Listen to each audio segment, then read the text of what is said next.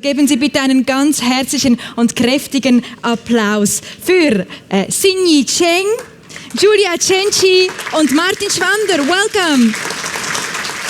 Martin Schwander, this is your 21st year. You are, from the very beginning, the president of the jury. What do you think is special in this year about the young artists?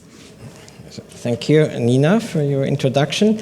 I think one thing which is obviously very special this year is that we have 18 presentations, 18 artists on statement, and 15 of them are female artists. Okay. So just 3 males. 3 males. That's never happened before. And so there is no surprise as we have 2 female artists winners this year. So that was a big chance to win for you. No, because you won because of your art, of course. So congratulations once more. I know one Chinese word, "konsi," which means congratulations. Auguri of gefeliciteerd. Yeah. They both have a connection to Amsterdam. You still live in Amsterdam. You used to live in Amsterdam. You live now in Paris. Yep. Why Amsterdam and Paris? Is this the place to be for young artists? Please, I love Paris. I think I used to live in Amsterdam because I did the Rijksacademy residency, and I think I grew a lot. But I think Paris is different. It's really charming, and a lot of modern paintings to see. So for me, it's really nourishing. Yeah, for you as a painter. Of yes. Course, yeah. And why did you choose Amsterdam? Or? I also moved for a similar reason, so to attend the atelier residency, which is another one. And finally, I just found a way to stay there. I have a beautiful studio, which is a bunker close to the airport, and it's the right place at the moment to work and to produce my works. In a bunker. Yeah, but it's a very big one, so it's great. Yeah. Okay. Martin Schwander, every year the young artists come from all over the world. It's always widely spread. What nations are here this year? You mean, and as Peter mentioned before, that there are guests from 103 countries this year, and made more or less the same evolution also in the art world. We have maybe 20 years ago, we had mostly American and European artists in statement, and today we have, I didn't make a scale, but I think there are about 12 or so countries from all over the world, from Asia, from Europe, from South America, North America, and for example also Estonian gallery. First time that the Estonian gallery is here. Interesting. And very proud to present Estonian artists on statement. See. Wow. So let's start from the beginning. I assume that as an artist, you don't even have a choice. You just have to become an artist. Am I right, Giulia? And just have to come out? Or was there an alternative for you? No. Never? No, never. I always wanted to work, and it's been really easy to follow the path somehow. Of course, the work and the way of approaching a daily process is changing, but I think there is an urgency behind it, which is quite, the line that brings you somewhere. It's interesting to hear that you say it's easy as an artist. I thought it's hard work in the beginning, especially. It's easy to choose. It is easy to choose in the sense that, as you said, I didn't have much choice. I mean, I really want to work. Nothing really changed, actually. Maybe I just want to work more now because I have more, because I have more space, more time, and more, ability to do certain things. But I've always wanted to do so. Yeah. And now even more money. Yeah. Xinyi, you both did a classical education. When or maybe where did you start to develop your own style? What do you think? I think maybe in 2012.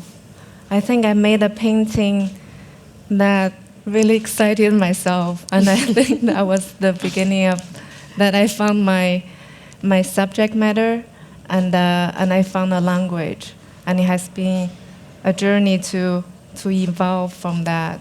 Mm-hmm. Yeah. I would like to talk about your language, about this language. Do you think it's different to study in China or in Europe? Have you maybe talked to colleagues if there is a difference in education, maybe? Yeah, very much. Very much? I went to university in China. I studied sculpture at that time. Sculpture. I studied painting, so Whoa. that's very funny. And you studied painting, yeah. That's So it was, for my training was very classic, that I had live models coming every morning and pose. It's like either young or old or with clothes, without clothes, and then just sculpture or sketching, and it's for 4 years. Mm-hmm. And then I studied in the U.S. I went to a school in Baltimore called MICA, and I think at that time I realized that that what matters is like find a voice of my own and my own interests. But now I think I'm also glad that I have the technical, the techniques that I had from before, which make me confident technically. Yeah, we'll talk about your technique. How important are your galleries to help you in your development, in your education, in your career? Yeah, a lot. Yeah, for me it was very important. My gallery is following me since the very beginning, already many years, and we kind of grew together because I was still a student when we started, and my work was, of course, very different as well. But we made a kind of story together, and we got here, so it's very nice. And it's the first time for both of us, so we're very happy. Yeah. So Martin Schwander, this art prize is also a big recognition for the galleries too. Absolutely. I think it helps both the artists and the gallery. So the promotion of the work of the continuing work of the galleries. And especially, I think it's courageous to support young artists, which are not established, which do not have high prices. And I think for this statement is the ideal place, because it's really the place to present young artists. And, so we have to say thank you to Spazio A in Absolutely. Pistoia and Baloise Hurting in Paris. Yeah. Yeah, so let's talk about you and your art. Yes, you've been talking already about your voice and your technique. What would you say is your technique? What is special about your technique? My technique. I think I really love the painting medium. That I think it's really sophisticated. Like now, I love going to the museum. I love seeing classic paintings. That how they render something, how they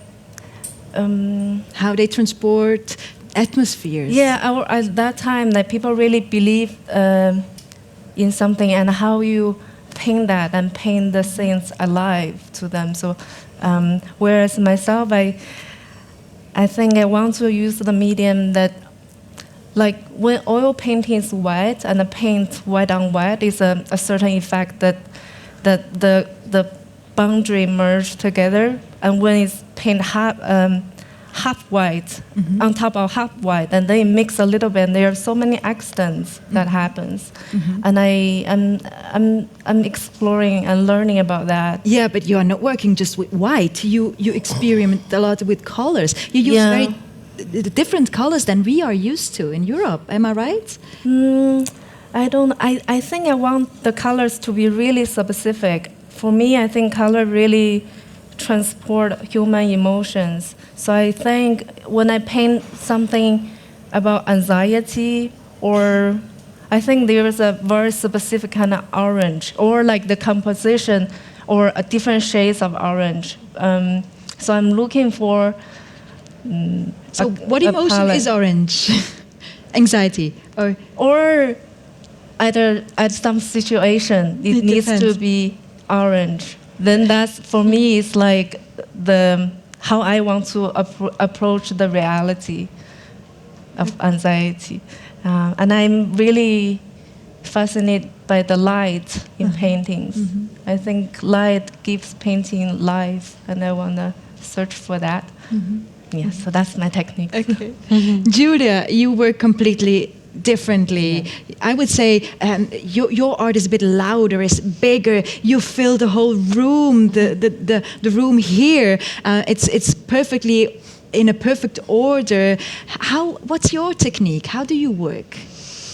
Yeah, I don't know if I really have a technique. I work a lot because I think you have one, because we see a lot of different species, I would say, or creatures, but we understand they are from the same family, so you have to have a technique. I work a lot in between sculpture and installation, but I really try to always keep some pieces or fragments of reality, so of a ready-made inside the work, which is super important for me.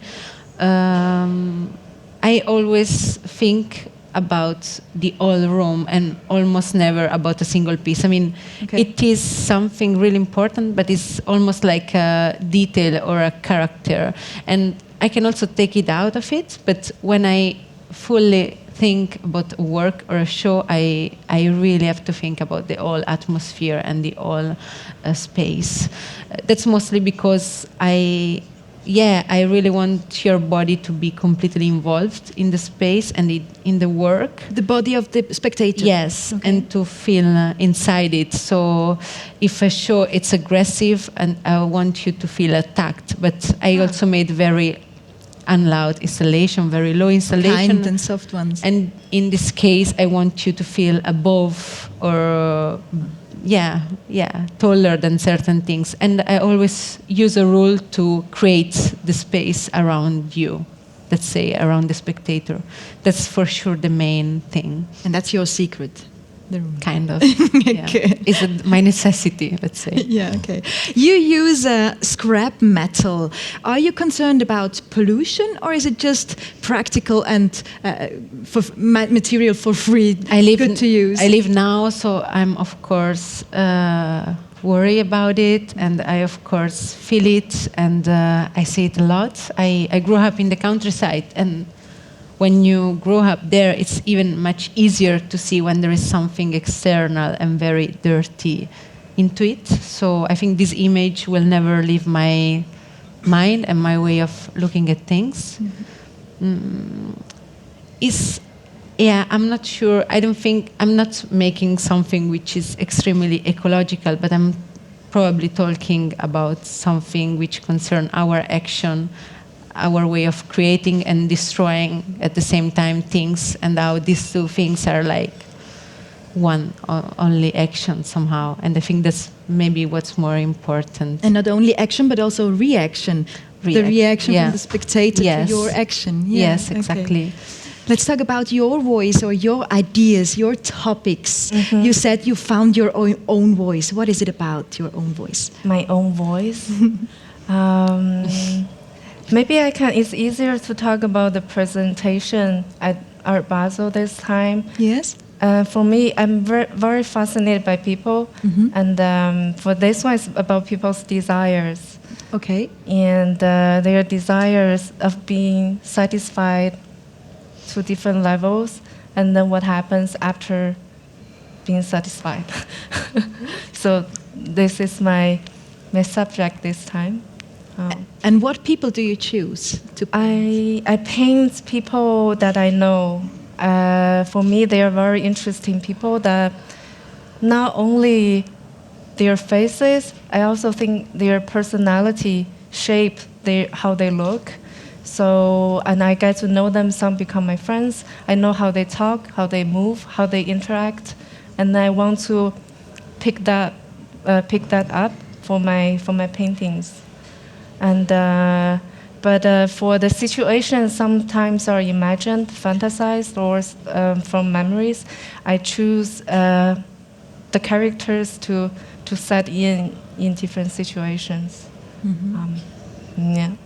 What is funny is that you turned kind of the history, because we were used to men painting naked women, and now you as a woman, you love to paint especially men, naked men also. Is it a coincidence, or nothing's coincidence?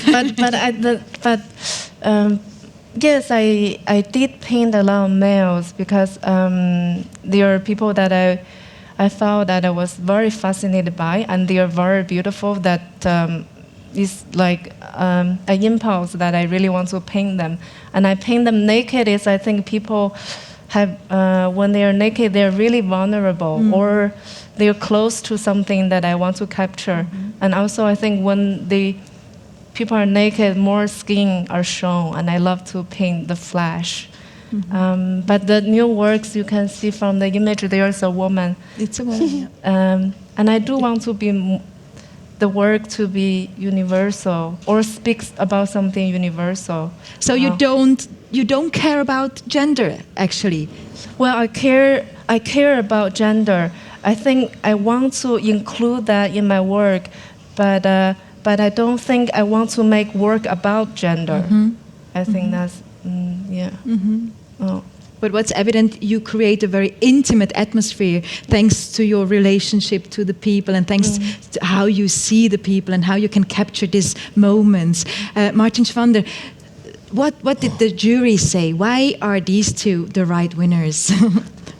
The perfect choice for 2019. I think Cheng's paintings, she mentioned it already, convinced us because they are beautiful paintings. I mean, wonderful technique and a very delicate painting, which is rare today, and also the sensibility, the way she presents his friends, his people she knows, is between hiding their secrets and showing themselves. I think that's a very, very interesting aspect in her work. They are naked, but at the same time, they keep a secret for themselves.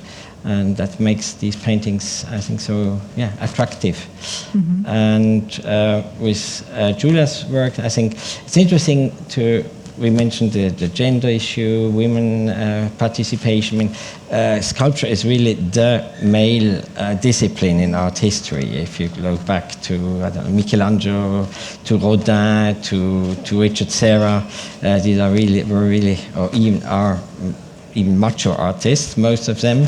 And it's also now a kind of deconstruction of these traditions with these fragmented sculptures, the construction of this tradition. I think that was for us a really interesting aspect, and also the way she deals with the space. I mean, it's really an installation made for this booth, and also working with this theatrical aspect of the art fair. You walk through this hallway, and then you look to one booth to the next one. Often people do not enter the booth because they have not enough time or they're not interested. But usually it's not allowed to enter.